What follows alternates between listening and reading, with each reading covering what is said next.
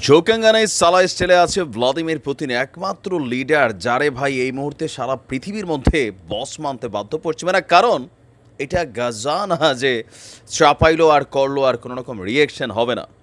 Vladimir Putin কি পারে আর কি পারে না সেইটা আরও একবার আপনাদের সামনে হাজির করতে যাচ্ছি। কাকুর জয় জয়কার মায়েরই পশ্চিম অফিসে কে হিংসে হচ্ছে শেয়ার করে দিন, আসুন দেখি কাকু কি করতে পারে।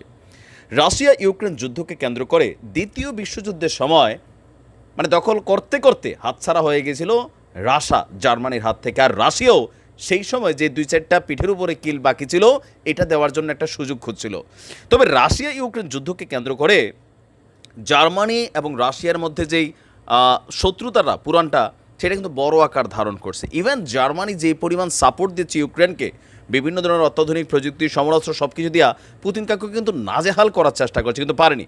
আবার কাকুর সেনারা ঢুকেছে জার্মানিতে, আর টার্গেট কি হাতে না ভাতে মারার চেষ্টা, যে একদম গোড়া থাইকা যে শক্ত যে ঘাসটা আছে আগাছাটা এটাকে কাকু প্লাক আউট করতে চাইছে, আই মিনস হচ্ছে তুলে ফেলতে চাইছে। তবে এই যাত্রায় বাইচা গেছে, কারণ আমেরিকার গোয়েন্দা সংস্থারা কাকুরের চালটা সম্পর্কে আগেই কিন্তু তথ্য দিছে।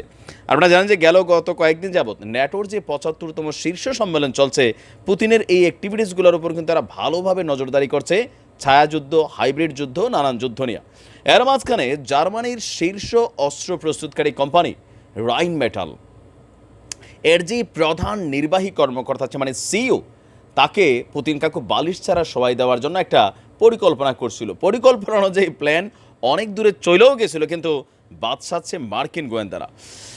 জার্মানির সরকারি কর্মকর্তারা বলছেন যে আপনার চলতি বছরের শুরুর দিকে রাইনমেটালের সিইও আর্মিন পাপেরগারকে পুতিন কাকুর যেই গোপনে কামসাইরাদের যে টিমটা আছে সেই সম্পর্কে জার্মানি কর্মকর্তাদের সতর্ক করেছিল যুক্তরাষ্ট্র।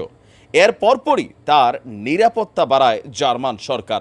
গেল কয়েকদিন আগে তার গাড়িবহরকে লক্ষ্য করে কে বা কাহারা হামলা চালিয়েছিল, তবে সে হামলা সফল হয়নি। তখনই ধরা হয়েছে যে বার্তা আসছিল ঘটনাসদ্য পুতিন গোপনে এরকম আগাছা পরিষ্কারে তার যে টিম মেম্বার আছে তাদেরকে পাঠিয়ে দিয়েছে ইউরোপ আমেরিকার বিভিন্ন দেশে।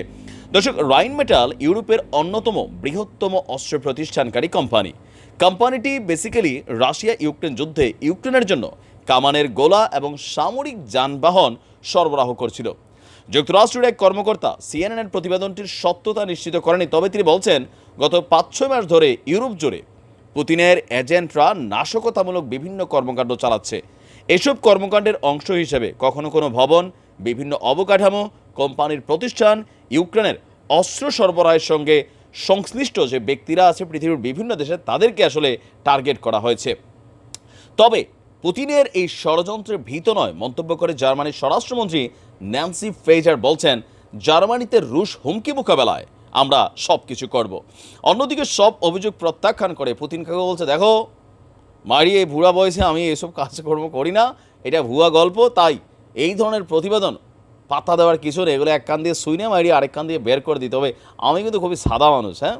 পুতিন এটা কেউ কখনো স্বীকার করে না, তবে ঘটনা কিন্তু সত্য, এটা আমি বিশ্বাস করি। কারণ আমি রাশিয়া বিষয়ে নিউজ করতে করতে গত 2-3 বছরে যতগুলো আর্টিকেল বা যতগুলো তথ্যপত্র ঘাটাঘাটি করছে সেখান থেকে এটা প্রমাণিত। এখন বর্তমানে এই সিইউর আশেপাশে পুরো ব্যাটালিয়ান টিম টাম ঘুরে।